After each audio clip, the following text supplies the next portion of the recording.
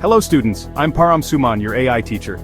Today we'll quickly learn about the AI project lifecycle using simple real-life examples. Let's go!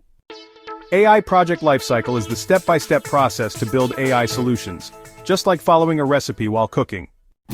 Step 1 is problem scoping. Define the problem. For example, a bakery wants to predict which cake will sell the most on weekends. Step 2 is data acquisition. Collect the right data. Here, the bakery gathers data, past sales, customer preferences, and festival dates. Step 3 is data exploration. Clean and analyze the data. We check for missing values, trends, or outliers. Like, imagine chocolate cakes selling more near Valentine's Day. Step 4 is modeling.